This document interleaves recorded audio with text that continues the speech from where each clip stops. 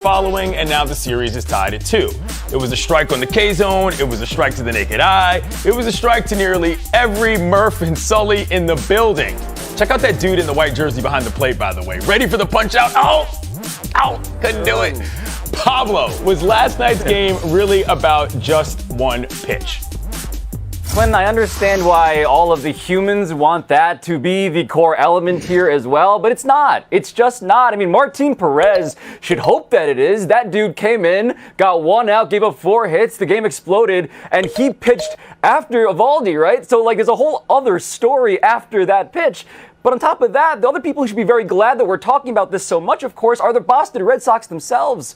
0 for 9 with runners in scoring position, leaving 11 men on base. I get the haunting aspect of this. Steve Bartman, right? We remember him. We don't remember Alex Gonzalez's error at shortstop in that Cubs-Marlins game. I get how these mistakes come magnified. But, man, there's so much more to it than that. Kevin Blackstone. Oh, absolutely right. It's amazing to me how we can watch 3 or 4 hours of a sporting event and then hone in on one particular play that took maybe a few seconds and say that's the difference in the entire outcome of the outing. That is so untrue. But that's what we do in sports. That's what we like to do. And we like to make that conversation. And I'll just say that about that particular pitch that's in question. It depends on what angle you're at. It depends on where the umpire is seated. It depends on the kind of strike zone that he or she has had for the entire game. It depends on how inconsistent that particular umpire may be. So I don't want to lose that human element of the game. And once again, it just did not come down to one pitch. That's fair, but Les Diaz is in the bottom percentiles of a lot of umpires, and strike 3 would have ended the inning. So it's a different little discussion in that particular portion. Bill Plaschke, on to you. Yeah, you can't discount the fact that one play can change everything. I'm living this in the Dodgers postseason, and every play, everybody's sweating on. Every play is mentally exhausting, and I'm just watching from the press box. However, I will say this. What is Nathan Eovaldi doing in the game in the first place? That just drives me absolutely crazy. I know he saved the game in 2018 in the World Series against the Dodgers, but he's not used to those high leverage situations. And usually when he gets bad calls as a starting pitcher, he has time to make up for them. He didn't have mentally or emotionally time to recover from that. He's not used to that situation. Where's your bullpen, Red Sox? Where's your other closers, Red Sox? Why are you using him? Why are you using people in uncomfortable situations in the playoffs? They do it all the time. The Dodgers do it. It drives me crazy. Emily Kaplan. Yeah, look, I'm not here to argue barrels and strikes personally. That's not why I'm here. I believe in all sports that it doesn't come down to just one play. That's a loser's mentality, and you feel that way, then you probably shouldn't be in sports. The truth is, in this game, the Boston Red Sox, if we blame it on that one play, firstly, we're absolving them from a lot of blame, and we're also not giving credit to Dusty Baker, who managed a heck of a game, especially navigating through his bullpen. But Pablo hit the nail on the head. It's the Red Sox offense that dried up. That's the issue. You can't get a guy on base in every inning except for one and leave 11 men on base and expect to win in October. It's not how it works. Pablo, listen, we've got you here for many reasons, but mostly to ask you about, of course, robot umpires. Where are we on that right now, Mr. Torre? Look, man, I've been talking about robot umpires for 9 years. Finally, we're getting these things tested, right? Experimentally at the lower levels of baseball. The question, though, that baseball has to ask itself, and we as sports fans have to ask ourselves, do we want accuracy or do we want entertainment? If you believe accuracy is paramount, and rationally speaking, I do, then of course we should. But if we want to argue and yell at human beings, which I admit that I do in this box all the time right now, I do feel a little hypocritical about getting rid of a thing that makes it so easy to argue about sports. Take that away. Bill, your thoughts. Think about it. 10 years ago, we sat here and argued, do we need replay? Is replay good? Now, of course, there's no argument at all. We all agree we need replay. This is where robot umpires come. I'm sorry. 12 calls went against the Red Sox, 11 against the Astros yesterday that were bad ball strike calls. I love the umpires, but we have the technology. The world can see it. Everyone can see it. Why can't baseball see it? Yeah. We need to go to the robot umpire. KB, your thoughts? This is completely different, though, Bill. I mean, it's one thing to have a robot review a play at first base to seeing whether the foot was on the bag or the ball was in the glove first. This is judgment, and you should know. I mean, out there in Dodger land, where Roseboro and Koufax used to frame a game, the entire game. I mean, that's what we talk about framing that the catchers do. Careful, this is a part of the game. Easy. This is a part of the game, right? This makes people money if you can really frame a game. I mean, this is a human part of the game that I think should remain. And balls and strikes are determined as the game goes along, depending on how that umpire wants to see it. And yeah, you still want to yell at people. What fun is it yelling at a robot? Go ask the people down in the Atlantic League who've been experimenting this thing for 3 years now. Oh, come on. That's ridiculous, KB. I've been to an Atlantic League game, and it's more fun than you think. Emily Kaplan. This umpire has been in the game since 1999. He has such a plump assignment, and he misses 23 ball strikes. Like, how is that acceptable? And I know officiating is a thankless job. We only pay attention to them when they do make mistakes. That said, if you're fine with that mediocrity, that's okay. But I do know that baseball's core mission is attracting a younger audience. And if I know anything about the next generation, they demand accountability. Yeah, there's a pretty simple solution to bad umpires, which is get better umpires, not necessarily go to robots. Anyway, we're minutes from Game 5. First pitch, KB. Is today more pivotal for the Astros or the Red Sox, and who you got? I think it's for the Astros, right? Because you were waiting for them to explode, and they did explode last night. Not only that, the Red Sox are going with Chris Sale, who I think has struggled his last 2 or 3 outings, hasn't looked very good. So that's not a confidence builder for them. And I just think the momentum that the Astros have coming off of last night, I think that's going to carry them through. Yeah, it's definitely a huge win. Anyway, moving right along, we got another side of the series. The Dodgers are a confounding baseball team to many. After chasing the NL West division title that they did not get, boom! They scraped by to the NLCS, something that many would argue was aided by an umpire's bad call. Bill Plaschke, I'm talking to you. Anyway, Tuesday night at Chavez Ravine, staring down a 5-2 deficit with 5 outs to go, they bested the Braves. It was a thriller, yo, and Cody Bellinger smashed a definite non-strike into the seats, and he started that willing rally. You can call it series saving or series changing. Bill, what does this one do for your Dodgers? Oh, it's serious. It changes everything. Like Dave Roberts himself, the manager, said they were dead in the water. That was his quote. When is the last time you've heard a manager say they were dead in the water? Everything is flipped now. Even though the Dodgers trail 2-1, the Braves have to win both these games, or they'll go back to Atlanta and the Dodgers will start Scherzer and Buehler on full rest. I don't think any team can beat them both games on full rest. I think the Dodgers, the momentum, the Braves were 5 outs from essentially ending this series. And now the Dodgers have everything back. Plus, they got Urias tonight against a bullpen game with the Braves.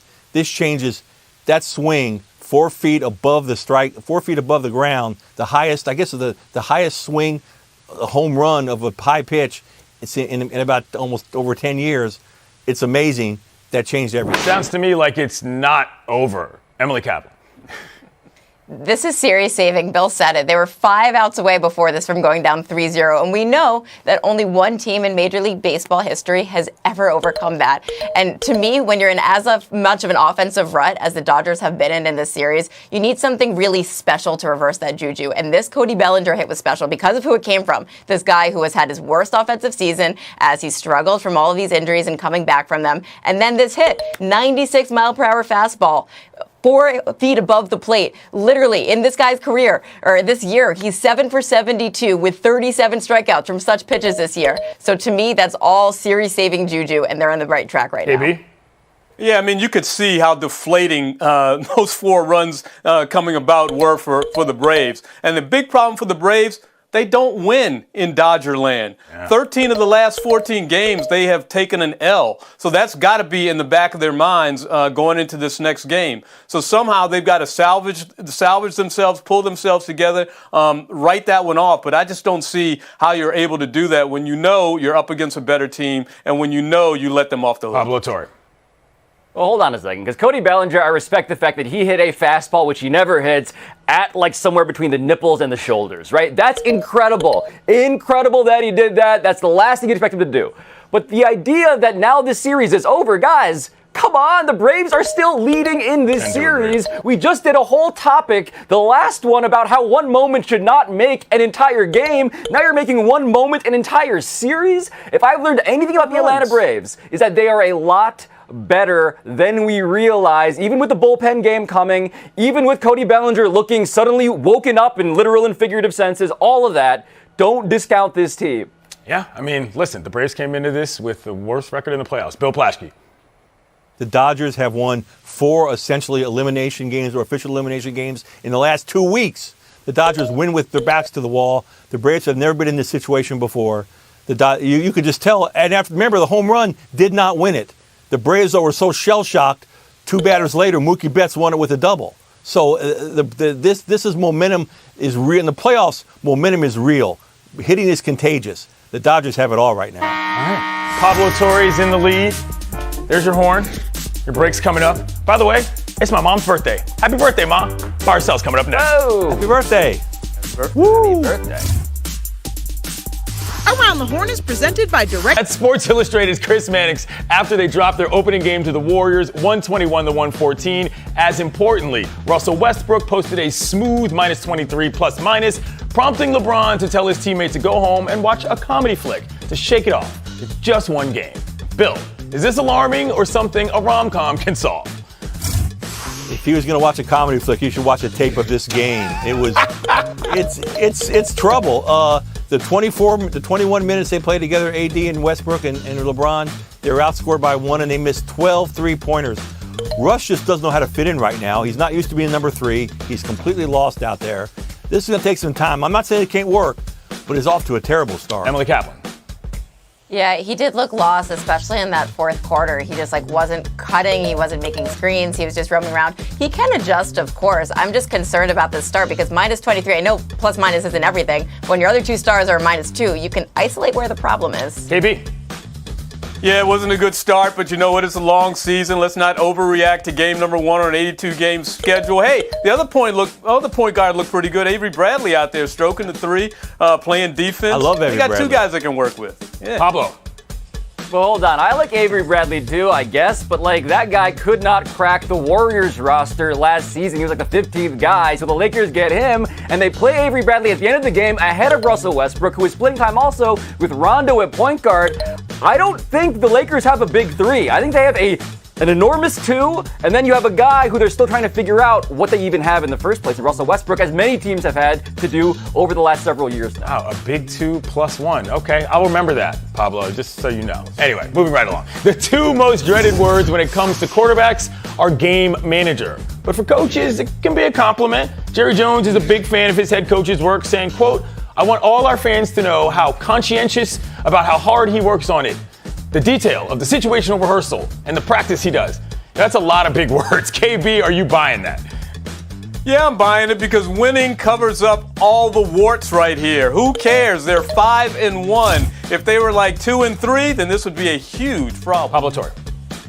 Hold on, though. That's like saying, all right, look, I know the plumber doesn't really know what he's doing, but my toilet hasn't exploded yet. There are warning signs. That's Process versus results. The results, as KB says, I do. KB absolutely, seats especially, but they're 5-1. Don't let that mask the fact that underneath a lot of clock management issues. All right, enough with the toilet humor, Pablo. We get it. Bill Plaschke. They're leaving so many points on the table, KB. This is going to be a problem. This is going to catch up to them. You got Peyton Manning calling him out. You got Tony Romo calling him out. I'm wondering, in baseball, they have bench coaches that tell managers what to do. Why can't Kellen Moore whisper in Mike McCarthy's ear how to manage the clock? Why can't he get one of those kind of coaches? What about that? Something Dominic Foxworth used to talk about all the time. Emily Kaplan. Someone asked me, what type of host is Clinton Yates? Do you want me to say, well, he's conscientious and puts a lot of detail into the situation rehearsals? Okay, here. Or do you want me to say, he's good at his job? That's not what he said. Honestly, the issue with Jery Jones is that he's blindly going to support his guys, and that's literally what this was. It inspired no confidence. It's just who he is. Good point. Anyway, moving right along. The good job debate is always fascinating, and for all the whining about the transfer portal, college football coaches are always on the move. Both Texas A&M's Jimbo Fisher and Clemson's Dabo Swinney have said they're happy where they are, but with the LSU gig opening up next year, you got to wonder if that SEC itch is worth scratching. Pablo, is LSU a better job than either of those two? So blank slate, yes, I believe it is. They're the only state university in Louisiana of that size and magnitude. They can have all of that to themselves. Clearly, you can win titles there. But if you're Dabo Swinney specifically, Clinton, like, I don't think you go anywhere because you have already proven you can make it work from Clemson.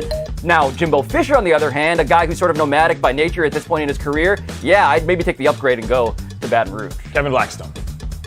Yeah, I mean, first of all, Jimbo Fisher could make $1.5 million more if he was at LSU. Not only that, Texas A&M has won 3 national titles, all before World War II.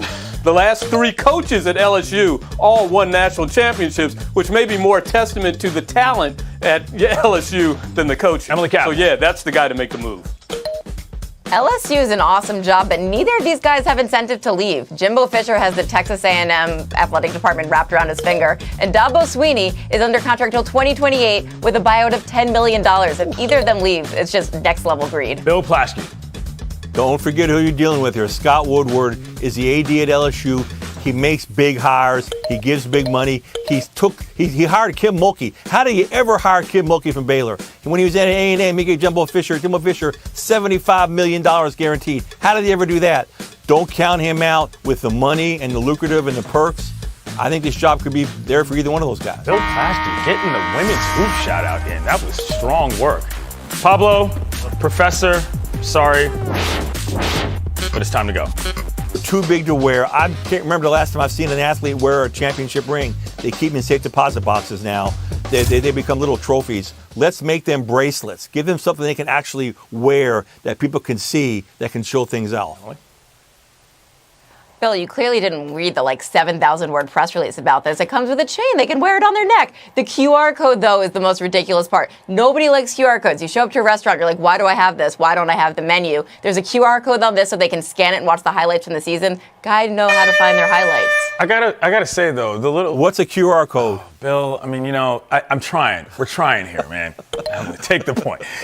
Look, don't look now. But the Buffalo Sabres have won 3 straight to start the season for the first time in 13 years, y'all. And last night, their robust crowd of 7,376 was letting the team know how proud they were of them with a 3-0 chant, which is adorable. Should we just pencil them in for the Stanley Cup, Emily? No. Don Granato has these guys playing out of their mind. They've got a tough situation. Their captain doesn't want to play for them because he's in a disagreement with management. I can't believe I'm pouring cold water on a hockey take, but 2 years ago, this team won 8 of their first 10 games. Weren't good that season, weren't good the next season, and they're not going to be good this season. Bill? They've outshot their opponents 112-86. Granato's got them on a new attacking style. It's relentless. It's resilient. They have the fan base will come around. This team's going to make the playoffs. This is a whole new team. For the first time since 2011, the Sabres are in the playoffs. Mark it down there. All right, if Bill's fired up about hockey, I'm fired up about hockey, even though Emily skates to Sabres work, Mafia. which is extremely impressive. Take the point, Bill. Last one. You can add another one to that long list of Cleveland starting QBs since 1999. Case Keenum will start Thursday after multiple doctors told Baker Mayfield that playing on that torn labrum, that's a bad idea. The Browns even mentioned the words possible season-ending surgery. It's terrifying. Now sitting at 500 and at the bottom of the division, Bill, can the Browns beat the Broncos with Keenum? Yes, absolutely. Keenum and Kevin Stefanski, remember, they were 11-4. I believe 11-4 in Minnesota. They were the author of the Minneapolis Miracle. Keenum and Stefanski have a connection there, and the Broncos stink.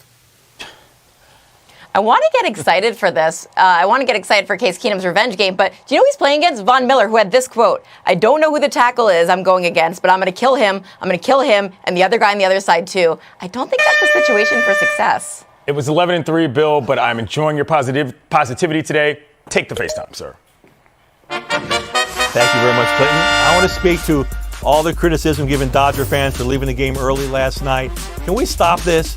Fans buy tickets. They have a right to come to the game when they want, leave when they want, cheer if they want, boo when they want. They've earned that right. Some have family situations, work situations. They shouldn't be judged, or loyalty should not be judged by when they arrive or leave at a game. And furthermore, can we start letting fans back in the games once they leave? Fans shouldn't be penalized for leaving too early. If you want to hear the cheers and want to go back in, let them back in. That's going to do it, folks. Thanks for coming around. We're on a 23 and a half an hour break. We'll see you tomorrow. Got him. Happy Hour is presented by DirecTV Stream. Pardon the interruption, but I'm Mike Wilbon on assignment.